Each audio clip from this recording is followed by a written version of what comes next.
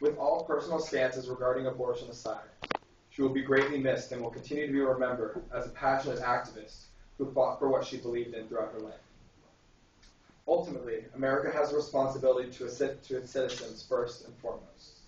The country is tired of incurring debt, expanding government, and spending money that we don't have when no results are being produced. I believe that most Americans understand that the United States is built on the notion of a limited government, and that people want to see the government back off and start to empower the private sector again.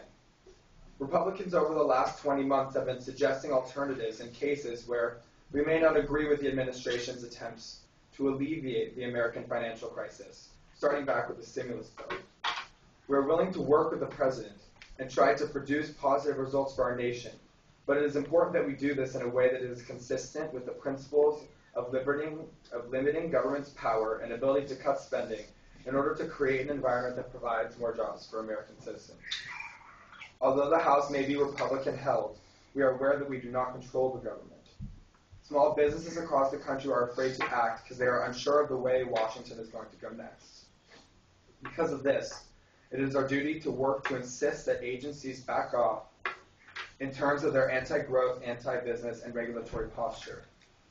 Hopefully, through our efforts and appropriate funding cuts and tax cuts, we can determine how to best empower small businesses and investors so they can achieve prosperity. Sadly, in our quest to fix the American financial crisis, we have a choice to make. It is clear that certain programs must face the termination of federal funding through American tax money. But this is a trade-off that is simply necessary. The unavoidable truth is that America doesn't have the money to fund international family planning organizations abroad and nationally, such as Planned Parenthood. So, as compassionate as the American population may be for the organizations whose funding must be cut, we all must face the undeniable truth that Americans must learn how to do a little bit more with a little bit less. In order to uphold our ability to lead the world with family planning education and initiatives of this nature, it is important to recognize that we need to have the wealth and the prosperity to properly and effectively do so in the first place. Unfortunately, with the American financial crisis at hand, too many Americans are out of work, and our primary concern should be to get these Americans back into the workforce. Only this way can we lead the world in these types of international affairs. One major point of controversy regarding the House's pledge to America is our decision to cut federal funding achieved by the money of American taxpayers to Planned Parenthood.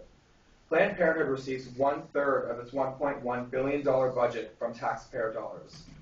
Recently, Planned Parenthood has been caught on surveillance footage aiding sex trafficking and prostitution of minors. This did not take place in only one Planned Parenthood clinic, but several, including the clinic located in my hometown of Richmond, Virginia. While the opposing side continues to say that Planned Parenthood has a right to operate, one cannot argue that an organization that participates in patterns of misconduct, such as those revealed in the surveillance footage, truly has the best interests in mind of the women it claims to serve.